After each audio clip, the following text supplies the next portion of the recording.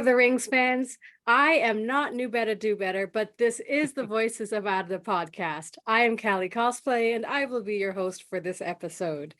Joining me are two very special guests.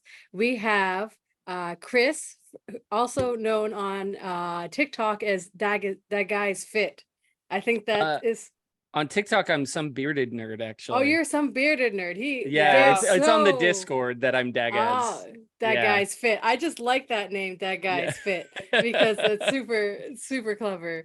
And it didn't make sense to me till I said it out loud. So that is super cool. Chris is also joining us from his own podcast, The Swole Hero, which I will let him tell you about now. Yeah, so if you haven't heard of us, we are the Swole Hero. We talk about Tolkien and fitness, and really just being able to meet anybody where they are in either of those categories. And we like to kind of dive into the history and characters, and then we like to have fun with Carlos is my co-host, and he and I go deep into mostly CrossFit, but we get into other stuff as well. So yeah, it's a lot of fun. And we've had Kali on there multiple times. It's been great. Always an honor. And also joining us is Jenn. I'm not sure which TikTok handle. So I'm Jenn from the Barefoot Tea Lady is where most people know me from, but I've recently started a new TikTok chronicling my homebrew adventures called The Alewife's Kettle, because I come at it from a bit of a historical perspective. Which fits in really nicely with Tolkien, because he was a medievalist. It is I love all of your content, honestly. It's really interesting to see, and it's fun, and you make it really interesting. So thank you. Everybody should go follow both the Swole Hero and the Alewife's Kettle on TikTok. Now, before we get too much into this episode, I will provide just a soft content warning. This episode will be talking about alcohol. So if that is a trigger for you in any way, please feel free to skip this episode, and we will see you in the next one. Now, on to the joke segment of the podcast, which is a very serious business. Yes. So less of a joke, I guess, and more advice. Going with the party theme. If you want your party to be a success, get a tree band. That is entertainment. Gandalf, of course, went with the Eagles.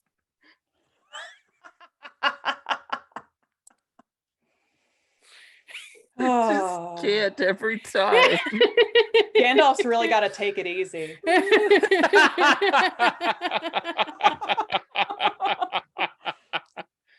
Oh, that was quick. That was quick. I mean, this is what we did. This is what we did last time too. Oh, that was some wit right there. I mean, I do love my Eagles, so.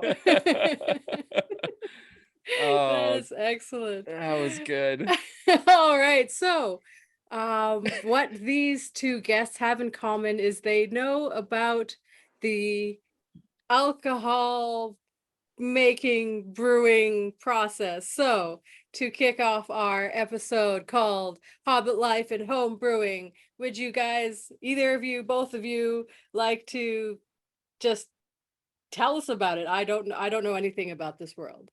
Well, Chris, I think you're probably more knowledgeable than I am. Well, so I would say to maybe an extent. So I've been in the industry for about 10 years now. That's my some bearded nerd TikTok focuses more on that. I've shown kind of how I work at a brewery and all of that stuff. With the home brewing side of things, I haven't been as active of it, and some of your content is fantastic and I love it. I think more than anything, like one of the things to kind of talk about is the idea that whether accidental or on purpose, fermentation has basically been around since society. Yep. We've been doing it forever, and of course there's that idea of like we don't know how the first one happened, right? But we have cuneiform writing of beer, Mhm. It's a little clay vessel, basically, is what the symbol looks like. And it's been used as payment over time, and so many other things. But you got the first guy, this possible understanding of, the first people that accidentally left a bunch of grain out in a vessel, and it got water and some wild yeast and some other fun stuff, and they decided to drink and or eat that mash, and it made them feel good, and they were like, hey, this is The fun. mash actually tastes pretty good. Mash tastes great, right? Like it's just sweet, bready water, which yeah. doesn't sound great, but I actually taste everything because I'm a cook first and foremost. I'm a home cook, so I taste as I go. Yeah, Clean well, hands. and the way that you do things in your side of fermentation, I've homebrewed, I mean, as many times as I have fingers, honestly. I do a lot of small batch stuff, but the way that you do things, it's very much like, I'm gonna taste this here, I'm gonna add this here, which is really cool. But it is this idea, and I love this about your what you do is you take more of the historical side of things. And even though it's been around forever, and this is actually something that you talked about, or you have talked about multiple times, is the idea that just like anything else, it wasn't industrialized for a very long time. Right. And it was the women who did the brewing. Yes. Yep. This was home. This was neighborhoods. This was, and bringing it into, Tolkien. We know that the hobbits love to brew their beer. They love to brew and drink their ale. beer. Yes. And I would say that they probably brewed beer. So this is the other thing. Right.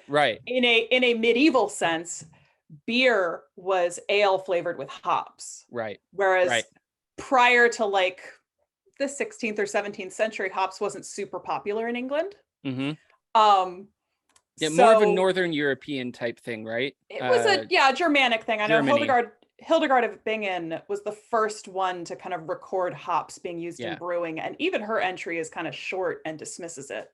Yeah.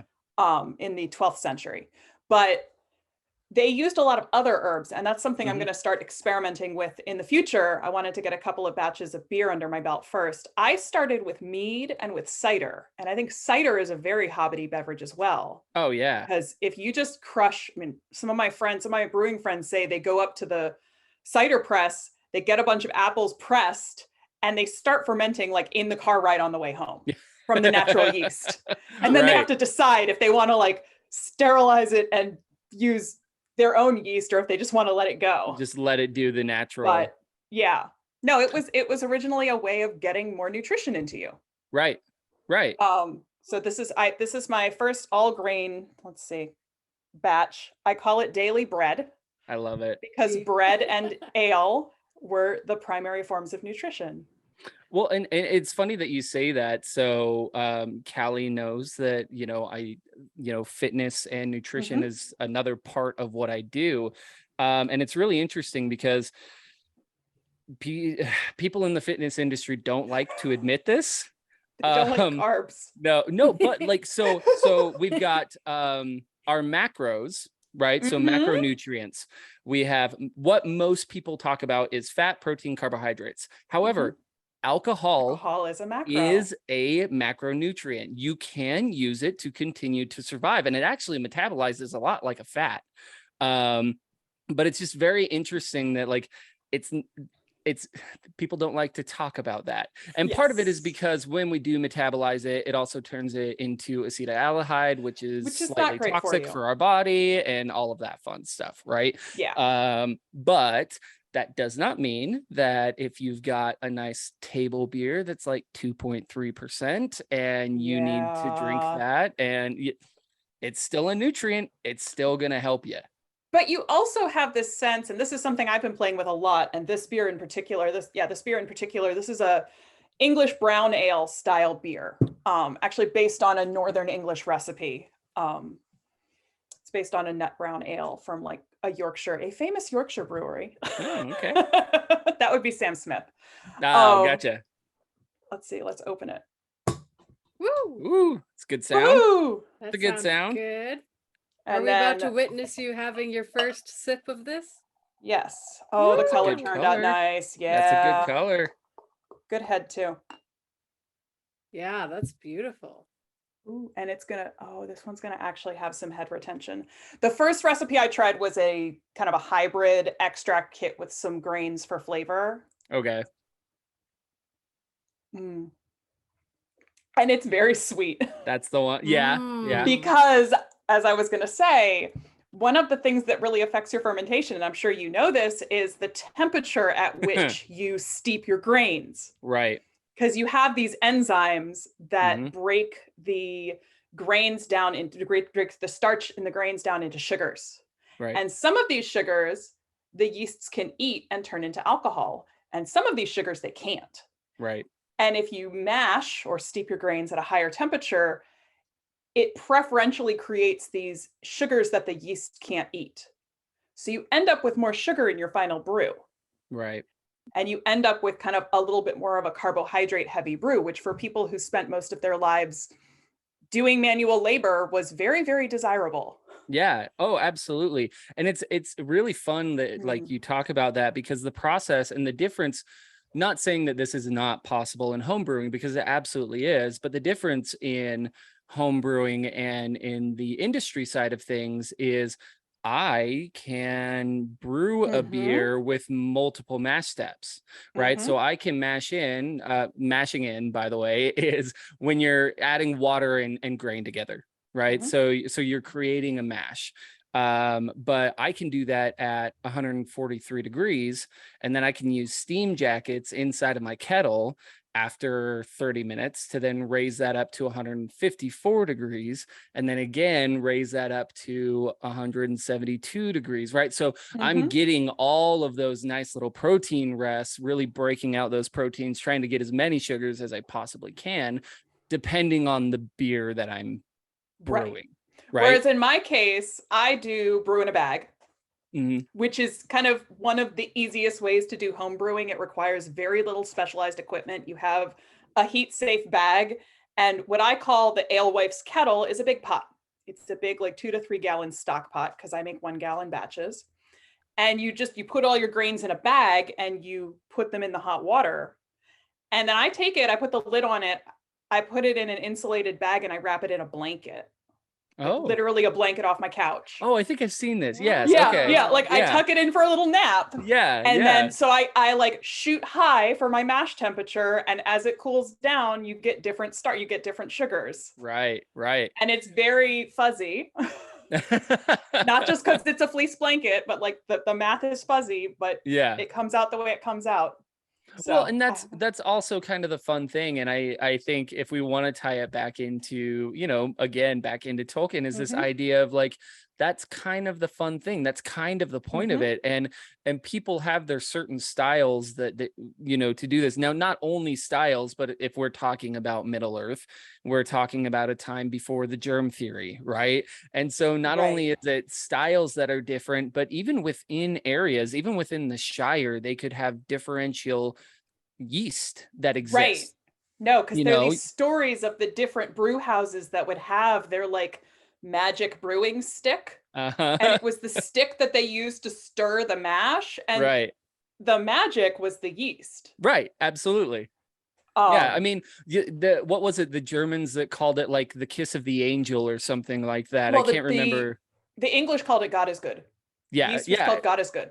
Yeah. It's just like basically medieval recipes. Yeah, you have all of these things that are written down, and then it's essentially just like, and then this magic thing that happens, not sure exactly what it is, but it makes beer and it's wonderful. And I think that's part of the reason why people have tried to make this association between brewers, brewsters, the female brewers, and witches, because there was this sense of the unknown in brewing, and there's a lot of art to it, and there's a lot of just like, it's the same idea as when you get a recipe from someone and you try to make it in your own kitchen, and it's never quite the same. Yeah, no, absolutely. And it was funny. I was talking to one of my one of the people that I work with about doing this podcast, right? And I was saying how excited I was to be doing it with you, and a big part of that is because one, in this industry, women are still very, very underutilized, underpaid, which is under everything, hilarious. right.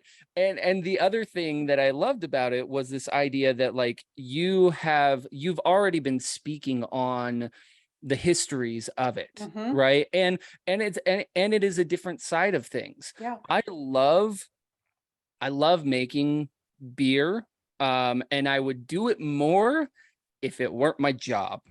Like if you what's the So the the shoe joke is like people always say the thing like, oh, if you do what you love for work, you'll never work a day in your life. And it's actually, you see that the meme where that's crossed out, it's like actually you'll work every single day and feel like you'll never have a vacation because you can't even do your hobby anymore because it's your work. And that's the thing is like there are and this is again another reason, because I feel like you've done a saison, but so any of the beers that I've done at my new job, at my old one, I did a little bit of everything.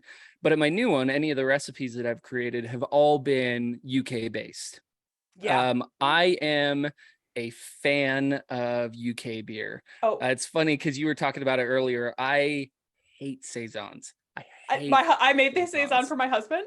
And I get it. And I will know be totally honest. them. I will be totally honest. I made a saison because I wanted to keep making beer, and I live in Maryland. And the weather is not conducive to UK yeast strains right now. Right. Like I really don't think the West Yorkshire ale yeast from Y Yeast is going to be super happy with my 75-degree Fahrenheit house right now. Yeah, absolutely. So I'm waiting for it to cool off a bit. We had a really lovely cool day today. I'm hoping it's a harbinger of things to come. And then I'm going to go all in with my brown ales. I want to experiment with a rye malt, a rye malt and that West Yorkshire strain. Yeah. So I love one of the things that, and I think I talked about it on the podcast with Andy, because we talked about hobbits. One of the things that I love about the idea of being a hobbit is Tolkien was very specific about the idea that they love good food, they love smoking pipes, and they love the brewing and drinking of ales, or beer or whatever. I can't remember exactly what he said. Ale is also like modernly ale is the top fermenter versus the bottom fermenter. The bottom, which is the lager, right? And so it's this idea that it's like it is this kind of pure homely neighborhood thing, which I've always wished that the craft beer scene would get back to. Now it's kind of impossible at this point, but people don't understand. Before Prohibition, so before we are currently, with how many like craft breweries there are in the US, we are still only, I think, at like 35% of how many breweries there were before Prohibition. And it's because every town, every neighborhood, they had their brewery, right? And if you're in Hobbiton, you've got a few, right? Because you've got beer, the ale at the Green Dragon is going to be different from the Prancing Pony, which is going to be different than all of these different places.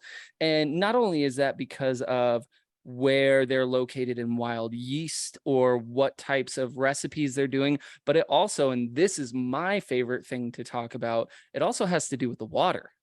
Yes. And the water is incredibly important, which is why UK beer not only is a yeast thing, but it's very heavy on a water thing. Ireland is well known for stouts for a good reason. It's the mineral contents that are in their water. Yeah. And you get that a lot on a bunch of different ales. Nowadays, you can be anywhere and make anything, right? Because you can. The same thing happens in the tea community if you get really nerdy about it. I actually started experimenting. A friend of mine did a bunch of water experiments, and she and her partner released a line of like mineral additives. And she's got different ones for different styles of tea, different areas, different seasons. Oh, I love And I that. really want to start just playing with putting some of my tea minerals in the beer water. Yeah, because I mean that's the thing, right? Is nowadays I've worked at a bunch of different breweries where you have an RO system. So basically you're dropping the water back down to zero. There is nothing in that water, and then you build it back up however you want. So you add calcium chloride, you add chalk, you add gypsum, you add lactic acid if it needs to be higher there, and you just add things back to it. So now you can really play around with that. What's the wine word? The terroir. Terroir. I use that in Yeah. tea all the time too. Yeah, and you can But play it's around water that. terroir. Yeah. Exactly, right? And Well, and and I so even it's different. and I use British malts for the most part for my British beers. Like I use my Maris Otter Yeah. for Oh, my yeah. British I beers. just made an ESB with that was mostly or Maris Otter, but yeah. Maris Otter. Yeah, Eris no, Mater. I think I'm going to do a Gruit. I'm going to do a Gruit based on Maris Otter. So Gruit is this pre-hops brew that is flavored with other herbs. So right now in my garden, because I am a hobbit, in my garden I have mugwort, wormwood, sage, yarrow, feverfew is a bittering herb. I saw you were saying something about thistle at one point too, right? I don't Or have did thistle. I don't Okay. have thistle. I have clover. Okay. But like the big puffy red clovers, not just the Right. little weird white ones that are in the lawn. I wanted to get bog myrtle, but it's not cold enough to grow bog myrtle here. Have It's wet you enough. have you messed around with like a part of bloom, like a dandelion? No, I've never Bitter? tried making dandelion bitters or wine. I've done like dandelion tinctures. So I also do Okay. herbal medicine. Right. So I have a lot of tinctures. I've also experimented with cordials. So I have an Athelbros that I made recently, which is a Scottish cordial made from oats, whiskey, and honey, which is amazing. It's basically Kranikin in liquid form. So I've got a Tolkien related fermentation question for you. We talked about cider, which I agree with, like any fruited cider, apple, pear, whatever, like whatever you're going for. First of all, it's delicious and it's relatively like it's simple grown to on a make, tree, right? If you want to do it. But what do you think in Hobbiton, were there any beekeepers, and if there were they making mead? I personally feel like the hobbits would have made mead. And I know Okay. that this is a point of contention because I'm pretty sure that Mirevoir, the elven cordial / whatever, is sometimes translated as white mead. And it is one of my future projects to try to find some of like the palest honey I can find and make white mead. Okay. The orange blossom mead that failed for me today may have been the first step in that. It was so sad. So I've actually only tried mead once. Then you probably don't like it. So I'm not a huge fan. However, it was at a Renaissance fair. No, we were playing. It was me and a bunch of my brewery friends, and we were actually playing Risk. And we were all like, can't tell you how many beers in, and one of my buddies there was like, I got this mead, and pops it, and we just kind of went to town. I didn't really love it, but it did the drank job. it, yeah. No, I started brewing mead. I started brewing mead and cider. So I started brewing cider actually because I discovered English and French style dry cider. Absolutely loved them, and then couldn't find them in the States. Okay. Because it was like back in the day. It was hard to find anything besides like Angry Orchard. Angry Orchard. Yeah. Woodchuck. That's the other one, the one with the creature on it. Oh, yep. Woodchuck. And they were all very like sweet and appley. They were all back sweetened and had like added flavors to make it kind of taste like a Jolly Rancher. Right. Now they do that for sour beers, for some reason. Oh, adding lactose? The fruited sours. Yeah. It kind of tastes like a Jolly Rancher. I'm very sad because I love like the funky sours. But anyway. Like a kettle sour, or like a Belgian like a Flanders, okay, Red Flanders, or an okay, Oud gotcha. Bruin, like So the funky like a historical stuff. Brettanomyces Yeah. type thing. Yeah, Okay, a Brett. I like my Brett beers. But gotcha. anyway, so I Yeah. started brewing cider because I could make it as dry as I wanted it. And then I started brewing mead the same way. Oh, okay. So Yeah, I think the mead that I had was pretty. So here's the problem: is I don't really love honey in general, and it was very honey forward. Like in my head, I'm like, oh no, a lot of this is going to be fermented out, especially since honey is 100% fermentable sugars. right. So in my head, I'm like, oh no, a lot of this is going to be fermented out. It'll be perfectly fine. And I drank it. I'm like, no, this tastes like honey. Yes. So I wasn't a huge fan of it, but You would I do love probably me some like ciders. mead. You would probably like mead made with champagne yeasts. Okay. Because Yeah. the other thing about honey that gives it that honey flavor is the esters. It's the Okay. the floral fragrance that comes into the honey from the characteristic of the flower that it was gathered from. Right. So the yeast that I usually use for my mead preserves a lot of those floral esters now. But when I first started, I just wanted something that was going to resist infection and give me the driest thing possible. Right. So I use champagne yeast. Yeah. Yeah. I mean, there was heck. Yeah, there was there was a time for about 5 seconds where I don't know if you had ever tried any brute IPAs. But that sounds like a special hell for me. Yeah, the world of craft brewing for about 5 seconds decided to do basically brew IPAs with champagne yeast. So you're dropping it down to like 0.5 Play-Doh. And you're killing all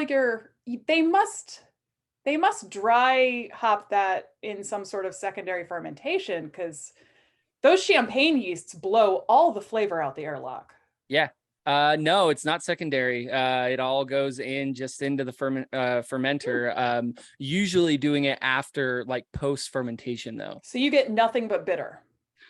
Yeah. Yeah, and it's usually like a heavily high, like a 45, it's usually like a warrior hop. So it's like, upwards towards 40% alpha acid type of thing. Yay. It took me a long time to find a hop forward beer that I liked. And it was one of the ones that had like aroma. It was when aroma hops started becoming more popular, as opposed to just let's make this not bitter just, and able to withstand the colony's weather. Right. Yeah. It's fun though. The more I have gotten into both brewing and Tolkien, the more I think about things that I think, you would probably think about, but a lot of other people don't. So like when I'm thinking about Hobbiton, right, and the brewing there and everything else, I'm like, that means that somebody there, and I love this because this is all I want. This is all I want for my life. Like I've got a skill. I've been doing this for 10 years. I just want to be the maltster and the brewer of Hobbiton. Like that means like they have maltsters there. They've got the finest grain in the North Farthing. That's got to go somewhere. They've got to malt that grain, and then like why can't I live here? Why can't I do that? I want to do that. This is why I chose my name the way I did. So alewives, apart from now being a name for a fish, which is actually they're called the alewife fish. So a friend of mine who's a sailor joked about me calling myself the alewife, but the fish were named after like portly barmaids, basically. Oh god. Because they're kind of like round and cute. Right. But okay. The alewives were also called the brewsters. And there was a brewer and a brewster. And brewsters were the women. Yeah. And so many of the laws around selling ale just kind of use pronouns that presume the person making and selling ale is a woman. Okay. Which is so why like maltster. And maltsters were also often women, because while the harvesting of agricultural products was often done by men, the processing of the agricultural products was generally done in the home by women. So the women were the one that were spreading the grain out on the floor and letting it sprout. Right. Malt it. And then brewing it into the ale that was used alongside the bread as their kind of primary source of calories. Right. Bread and ale. No, I mean, I love that. I love thinking about that and in that society, because you know, I think some of us joke about it a little bit. I joke about it, but I want it to be true, of this idea of Hobbiton is very much it is a communist society, right? Like Well, it has to be. It's like Tolkien Right. was very, very clear that Hobbiton is a non-industrialized society. Yeah. And so you've Industry got people, bad. you've got exactly Mhm. what I want in my life. I want to be able to take the skill and knowledge that I have acquired for Mhm. 10 years. I want to just make beer. And through the making of that beer, I receive what I need from other people who are also drinking my beer. Right. Like, Right. and you get to have those moments of, at what point did the maltster in Hobbiton mess up and put his grain in the kiln too long, and then suddenly they've got a porter or something? You know what I mean? Like at what point did they go, oops, this is burned, do we want to still make beer out of it? And they're like, yeah, just go for it, it's fine, they'll drink it still. Like, Well, we do the same thing in mead. You yeah. can make Oh, a really? honey mead. There's something called a bochet. Uh-huh. If you take honey and you cook it for like 20 minutes until it caramelizes, and it's this knife's edge of when it is perfectly caramelized versus caught, scorched. Right. And you kind of can't always taste it until you've made the final product. Oh, wow. And it's a very compelling flavor. I had one at my at homebrew meetup that I had locally, and it had caught, like the honey had obviously gone a little bit too far, but it was still just such a compelling thing to drink. I love the flavor. Yeah. But I also really love the deeply toasted malts. Oh yeah. Oh, I mean, I've talked about this a lot. I will drink many different types of beer. Some I flat out don't like, others I'm okay with, but you give me a stout and you specifically give me a Guinness, and I'm drinking those all day long. All day long. Guinness is my light beer. Anybody who doesn't see it as a light beer don't understand. It's low alcohol. Like it just looks dark, right? It looks dark. Like, but in terms of like alcohol, and back in the day when I cared about these things, calorie content. Yeah. Beer. Yeah. I mean, you think about that, right? It's normally between if you're doing a dry Irish stout, you're normally between 4.3 and 4.8%. If you're going above 5%, you're doing it wrong, right? Yeah. That's too much. This is not a Russian imperial stout. Yeah, exactly. And then a daily drinker. And if you decide then at that point to, if you are able to make it nice and soft and velvety and put it on nitro, let's go all day, because it's not sitting in your stomach with CO2. It's this nice, creamy, airy nitrogen, and I love it. There was a coffee shop so in the town where I went to college, there was an eating establishment that was a coffee shop on one side and a bar and restaurant on the other. And they did something called a Guinness latte. And it was a shot of espresso. They took a shot of espresso in a pint glass at the coffee shop side, carried it over to the bar, and pulled a pint of Guinness on top of it. Let's go. Yeah, let's go. It was amazing. I've Chris talked is about like, this. inject that for me. Yeah, I'm like, I need that all day, every day. I know, That's and all I'm I pretty need. sure they're closed. They're my favorite place in the world. Because I'm 100% that person of like, is it too late for coffee or too early for beer? Like, where am I at here? Well, it's never too early for beer, because beer is a breakfast food. Beer's a breakfast right. food. We just went over food. how it can sustain you. So Exactly. Yeah, I love stouts. I love the stories of those types of things, right? And nowadays, I mean, you're talking about, adding that. I mean, nowadays there are plenty of it's funny when you're talking about beer, because you have to be careful with people who don't know either the fermentation side, don't understand things, but there's this idea of like, yeah, this is a very citrusy IPA. It doesn't mean there's any citrus in it. right? Yeah. That means that the hops or the esters from the yeast or whatever it Mhm. is giving you this orange or grapefruit or lemon or whatever, right? But then there are other things, and I think this is where people get confused, where you say this is a coffee stout, which absolutely has coffee in it. You know, so it's But like there are also coffee stouts that have coffee malt. exactly. There's also coffee malts and like chocolate malt and honey malt. Yep. So yeah, and it's really interesting how that works, because it's similar. It's similar, and I feel like has grown with the growth of craft beer, has grown into a little bit of the pretentiousness of wine culture. Well, tea is the same way. Yeah, where you're like, oh yes, I'm getting a bit of oak from the northern redwoods, or you know, it's like, I mean, come on, like, calm down. It kind of tastes like grapefruit. It has a hint of cat's piece. Right. I mean, there is an entire arena of beer that people are like, do you get the horse blanket? It tastes like horse blanket, right? That tastes like horse blanket. There's a tea like that too. Yeah, I mean, like, and at first you're like, come on, dude.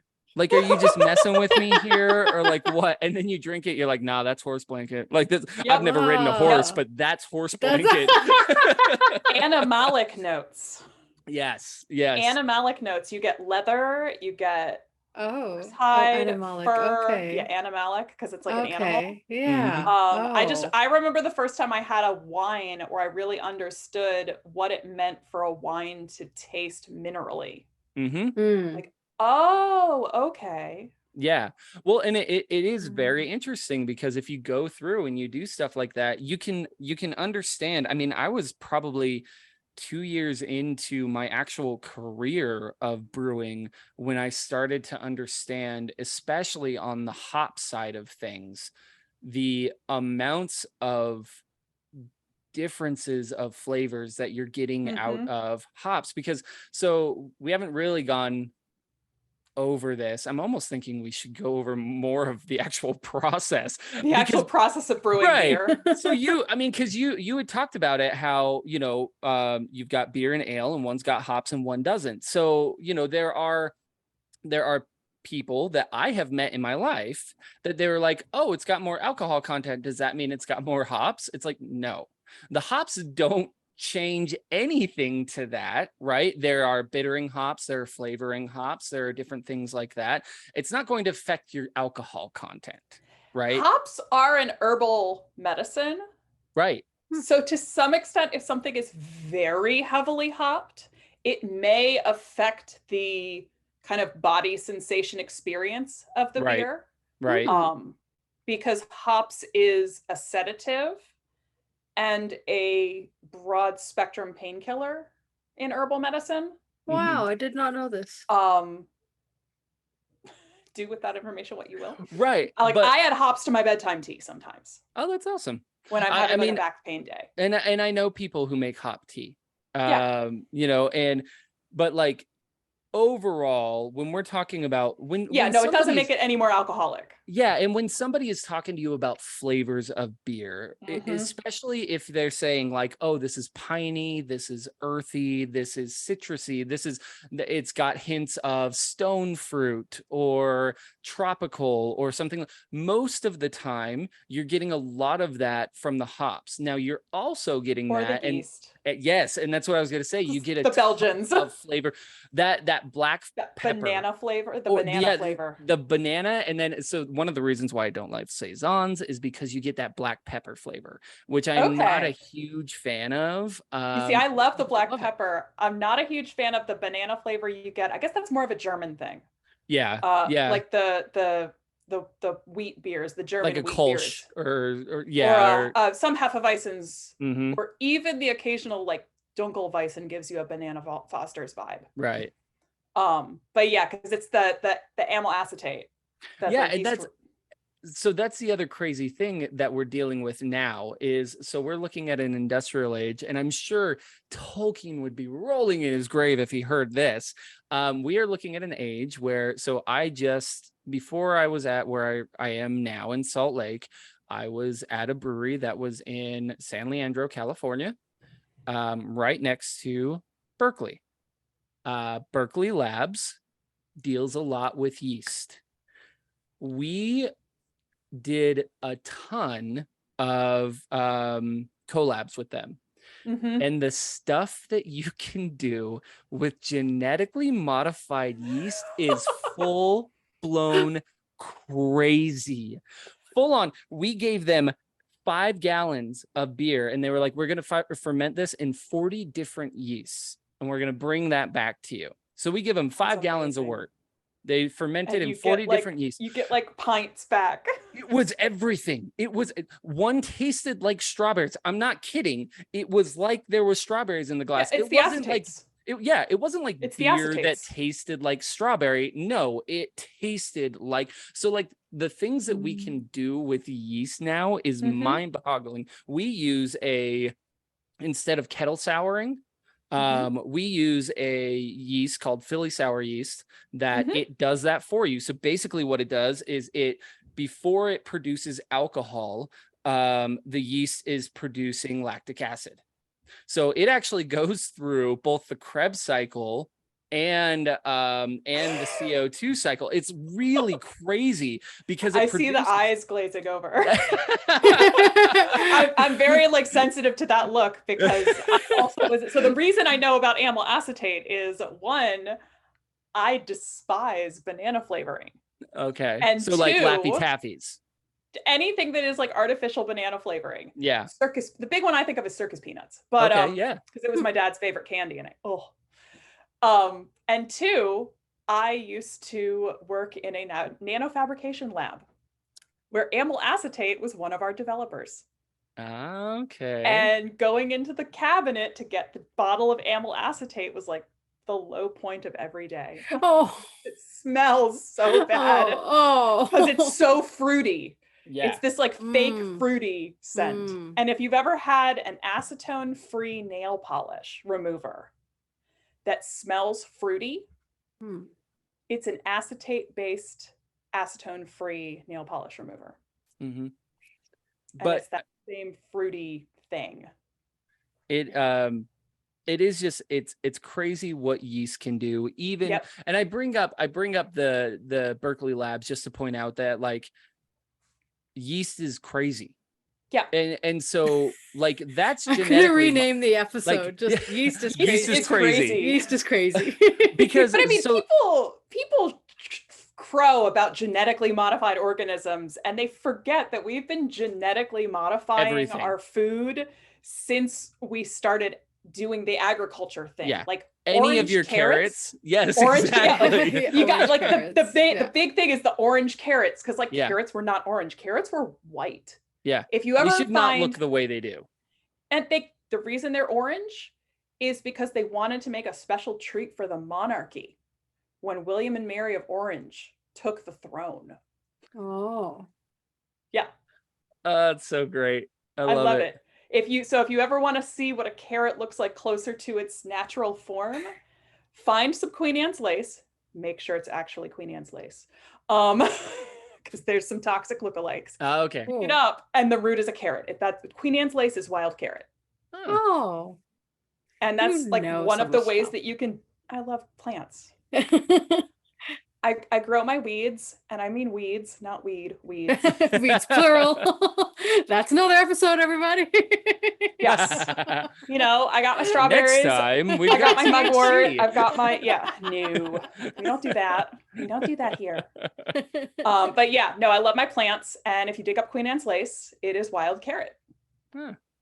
That's really interesting. neat. And it's white and it smells carroty. Huh. All right, I'm going to pivot us around back to some Tolkien stuff. So we touched earlier on Midivore. So I will give a short little description now. So Midivore is mentioned in Lord of the Rings, also known as the Cordial of Imladris, made by the Rivendell elves. And it's sort of like an elvish energy drink. The quote from the Fellowship of the Ring is, "As soon as Frodo had swallowed a little of the warm and fragrant liquor, he felt a new strength of heart, and the heavy drowsiness left his limbs. The others also revived and found fresh hope and vigor. So I found, and it is also thought to be made from the honey of the undying flowers from the gardens of Yavanna. Ooh. Yeah, no, that's totally fireweed mead. Fireweed. Possibly distilled fireweed mead. Huh. Yeah, from what it sounds like, it sounds distilled.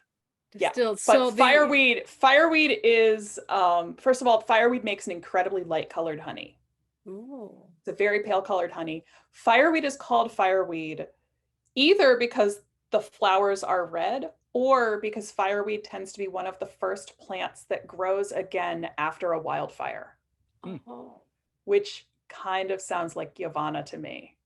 Yeah, that's fireweed. I like that. Fireweed. Fireweed. But you can get some very hot meads. So the thing about mead is that it can taste much more alcoholic than it actually is. Okay. Because you get these very, very harsh alcohols when you first ferment it. Oh. Well, and it's funny the way that you are, you're describing it, Kali, there is this, I mean, I'm sure that he put this in there because, this is not the first time that we have heard of alcohol. Like beer that was used for nutrition for the most part really isn't going to give you like this hot feeling, right? Like unless you're drinking a lot of it, right? It's not going to really make you like hot. But we've seen even in our probably childhood of cartoons, old things where you see the mountain dogs with the barrels around St. their Bernards, neck. yeah. That was a real thing. They had liquor in that.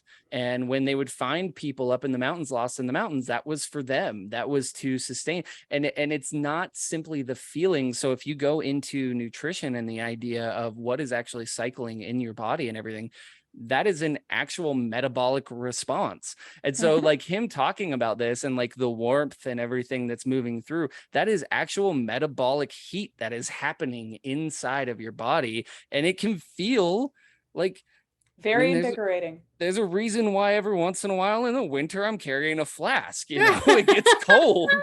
You got whiskey. It's great. Have to, every once in a while you need a wee dram. Yeah. I have not thought of it like that, but I am now. Okay. And now, so one of the things I've been thinking about making is, so you get these wine yeasts, and if you get the right strain of wine yeast, they can have a very high alcohol tolerance for a wine. Right. And you can get these meads that if you want to keep them sweet, you basically just put in so much sugar that it ferments up to the alcohol, like to the point where there's too much alcohol for the yeast to survive. Right. So you have this like 17-18% alcohol mead that is like a fortified wine in strength and still slightly sweet. And then you find that so that it's clear. Yeah. Boom. Bada bing. Mirevoir. Beautiful. This is going to be my winter project, probably. I love it. Can't wait to check in with you about that. We've got these beekeepers that come to our Renaissance Fair every year, and I'm going to bug the heck out of them. Yay! I mean, yay for them, maybe. And yay for Renaissance fairs. But yes, yay for Renaissance fairs. That's what I was yaying. Thank you. So the reason that Knew Better Do Better is not able to join us for this episode is because he is planning his wedding, which is coming up by the time I release this episode in 4 days. Ooh, so if you are listening to this before or around August 20th, please make sure to give Knew Better Do Better your best and best wishes for his upcoming nuptials. So you guys, what drink would you recommend for a wedding? I am a champagne lover and a traditionalist, but since I make mead, I would make a champagne mead. Dry mead. So dry mead that is then bottle conditioned with a little extra honey to make it fizzy. Ooh, that sounds pretty good. I should have specified, so like we're still in sort of our Hobbit mindset. So if we were having I feel like hobbits, wedding. If I were having a Hobbit wedding, it would probably be some sort of cider or like fruit thing. Okay. I think a fruit wine or even a fruit mead. So mead would be a special occasion drink for somewhere like the Shire because honey is very labor intensive. Yeah. I think for me, just because for some reason I always see this as a celebration beer, and I can't actually tell you why. But if it were a Hobbit wedding, if it were my friend, one of the Hobbits that was getting married, if it was Peregrine and I decided to make a beer especially for him, I think it would be a red ale. I don't know why red ales. Yeah. But there's Mhm. something about red ales that I'm just like, this is a special occasion beer. This is for you. This is, Yeah. you know what I mean? Like that's Mhm. kind of how I feel about it. Yeah, Well, they're very Nice. striking. they are. I'm still They're- going to stick with my mead or oh, I fruited love beer. it. Yeah. Made fizzy. Made fizzy with a Yes. little bottle conditioning. I like it. I like it. Yes. Yeah. What would you recommend for a birthday? Ooh. A birthday. For my birthday, a brown ale. There you go. See, and I would say a nice I mean, so my problem is things are seasonal for me. I mean, they were seasonal. And my birthday's then in too, winter. right? My birthday's in Yeah. winter. My birthday's at the end of winter. So So for like- some reason, like a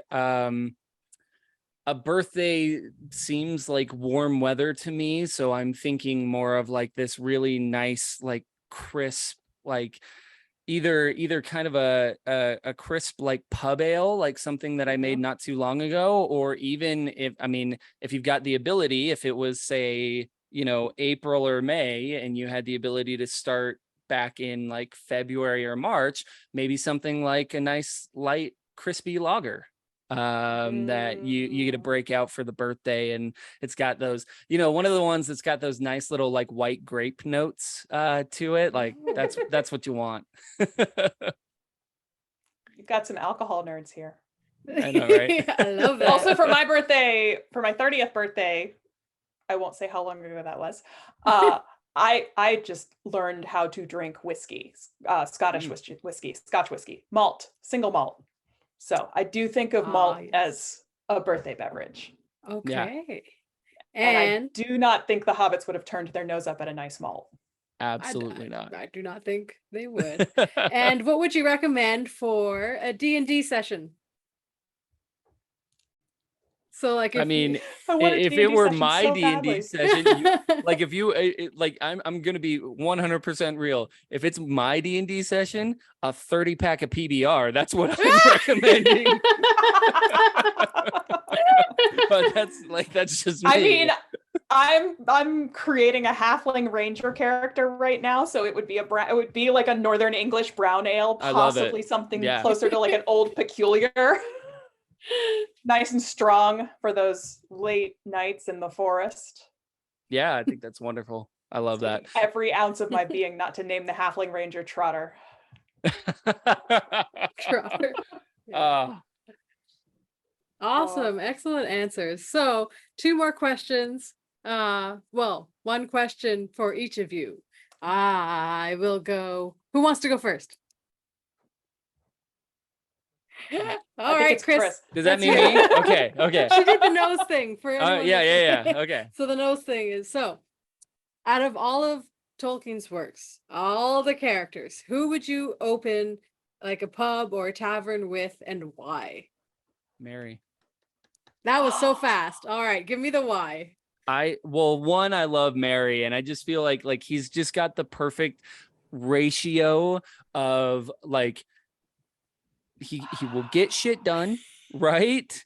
But the Rosie Cotton shenanigans was right involved, there. the shenanigans involved Rosie just... Cotton was right there. I know. She's got experience. I mean, Is she's an been alewife. there. That's true. That's true. I jumped. One of the reasons see, why I love and this is the Hobbit problem. ale. Yeah. Though you bring on the white male with a beard that looks like he works at a brewery, and who does he say? He says Mary. How dare I? Well, Mary is the like more responsible of the two. He is, screw-up hobbits. but the shenanigans that could ensue would be fantastic, and I would love it. That's my answer that I am slightly ashamed of now, but still my answer. Yes. It is a perfectly good answer. We'll accept it. There you go. So are you going with Rosie then? I would Jen? go with Rosie because she is practically an alewife. Like obviously she doesn't own the Green Dragon, but I find it very interesting that one of the most focal characters we get in the pub scenes is Rosie, and she holds her own. And I love her as a character from a brewing perspective. I love that. Because you know she has some say. Oh yeah. Yeah, that's awesome. Awesome. Okay, so I think that will conclude our episode for the most part. Is there any other points that we had quite a conversation, and you said many interesting words at the beginning that I'm going to have to look up. Well, we have to like write up a glossary for reference. I know, right? Yeah, maybe. Yeah, so as usual, when we kind of wrap up the episode, we do a recap of our socials and where you can find everyone. Now, you've both got multiple accounts, so just go ahead and plug everything. Jen, why don't you go first? I am the most active on the Alewives Kettle right now. I still occasionally post about tea on Barefoot Tea Lady, but I'm having a lot of fun doing brewing, mostly mead right now, but as the weather gets cooler, we're going to get back into some ales. So the Alewives Kettle, that is on TikTok and Twitter. Perfect. And that's about it for now. But the reason I made the channel was because a friend of mine said that there are too many men on BrewTube. So perhaps I might eventually edit a YouTube video. That would be Nice. awesome. That would be really cool. Yeah. I am some bearded nerd. That's where you're gonna get any of my brewing stuff. I've got, I think just recently I showed that I was sampling some barrels that we had on there. So there's some stuff there that's all that's where all my brewing stuff goes. And then the Swole Hiram is my Tolkien and fitness, where if you step out of line, I'm not gonna lie, I'm gonna fight you on TikTok. But yeah, I was talking to my partner, and we were saying how we try to make a safe space for anybody at any point that they're at when it comes to Tolkien and fitness. So yeah, that's where we're at, mostly on TikTok. I don't really do a lot on Instagram or anything anymore. And on YouTube, Carlos is mad at me because I don't post stuff on there that often when it comes to our podcast. But we do also have our podcast, The Swole Hiram. We actually just recently put out our 50th episode. Woo! Congratulations! Woohoo! It's been fun. 50. Woo! Nice. All right. And this is, of course, Voices of Arda podcast. You can find us on YouTube, also on Spotify, and I don't know, somewhere else. There's one other place. You better do better. Usually takes care of that stuff. Is it on Overcast? I don't think Okay. that doesn't one of those sound podcast places. familiar. Yeah. And I think we're trying to get on Apple Podcasts. I think I need to talk to you, Chris, about that You got it. process. So we will do that. And yeah, and I am KaliCosplay on TikTok. So you can follow me. Our Discord, where we all kind of hang out and do our, nerdy talk, is you can find the link to that in our TikTok profiles. At the last Saturday of the month, we've been trying to make it like a recurring event. Is that it's called Midiver and Mirth. So basically the community just gets together. We have some drinks. If you don't drink, that is completely fine. You don't have to be drinking alcohol to engage with us or enjoy the conversation. And yeah, we just have a few drinks and chat about Tolkien things and life things and everything in between. So it's lots of fun, and you should definitely join us and check that out. Now I will leave us off with the self-care tip as usual. This week's self-care tip is a guide to small talk, because along with alcohol things comes socializing things, and that can be the harder part of it for some of us. So a guide to small talk. Love it. Tip number 1, reduce social anxiety with positive self-talk. Tip number 2, be purposeful. If you think that small talk is pointless, it will be. You can make your purpose, if you want, to find out the dogs' names of everyone you talk to. Just, if you have a reason for going in, then you will enjoy it much more. Tip number 3, ask open-ended and more specific questions. So instead of the weather today, huh? You could try, it rained all day today. And instead of do you have, because do you is a yes or no question, go with what is one of your rainy day activities? You could try that. I like it.